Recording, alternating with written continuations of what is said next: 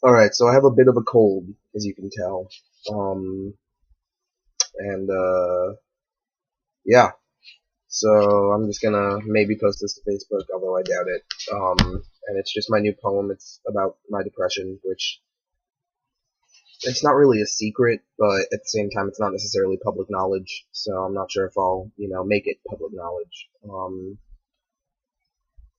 I mean, depression's definitely nothing to joke about. It runs in my family. Um, it's caused me some pretty hard times. It's ruined a lot of my life in a couple different ways. It's made me lose friendships. It's made me lose opportunities. Um,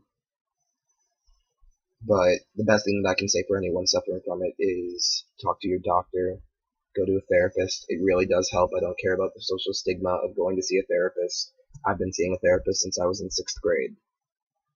Therapists definitely help. And other than that, here's my poem. My name is Ian, and I am a master costume maker. I make costumes so lifelike I bet you can't see the depression wearing this boy. I was born with a genetic defect.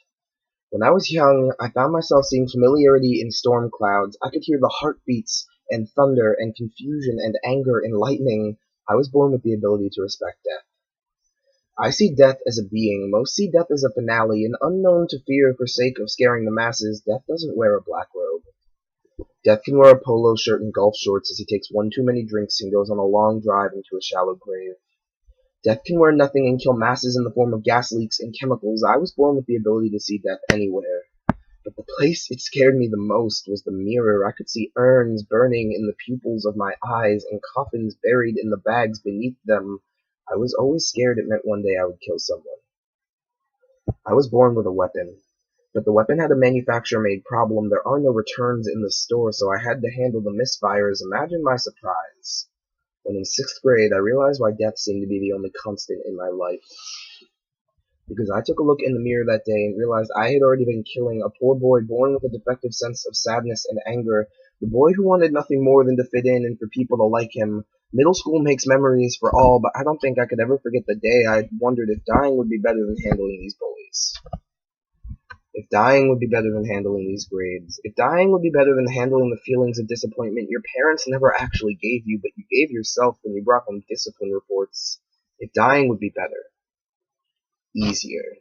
My victim began wondering if you could feel comfort in razor blades, if a noose too tight could be mistaken for a bear hug, if pills tasted like the candy they looked like. When he looked in the mirror, he saw two different people.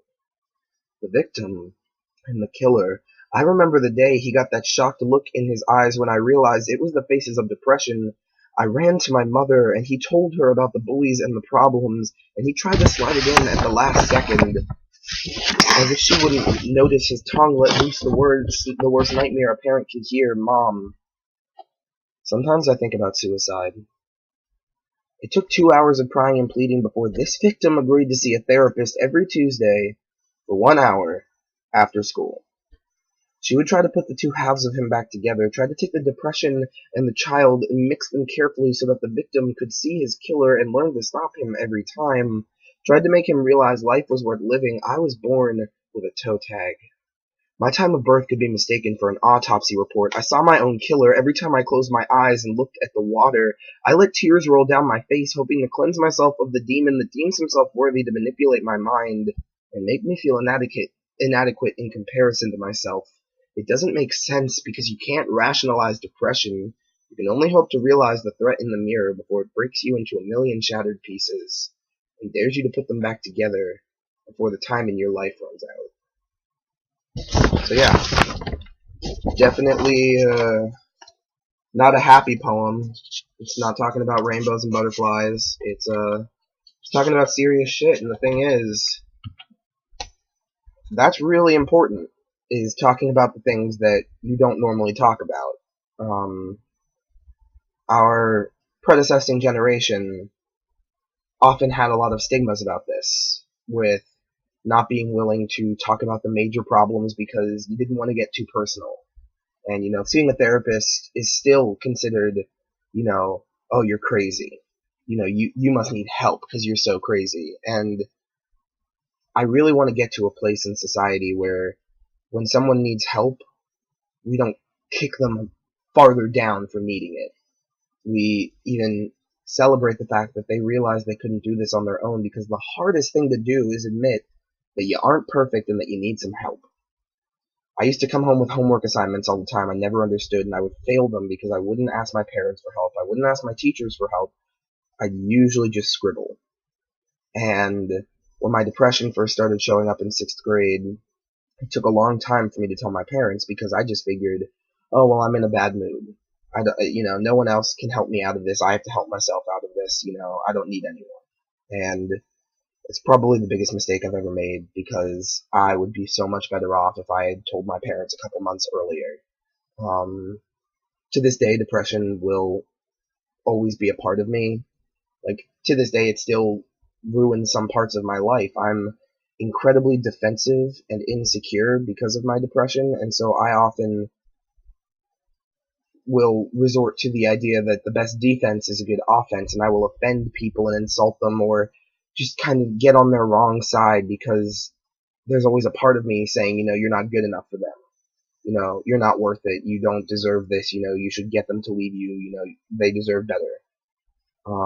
And I'm working on it. Oh my god. It's going to take years, and there's a good chance I'm never going to get past it. But I'm hoping to come to terms with it, which is honestly the best anyone can hope to do.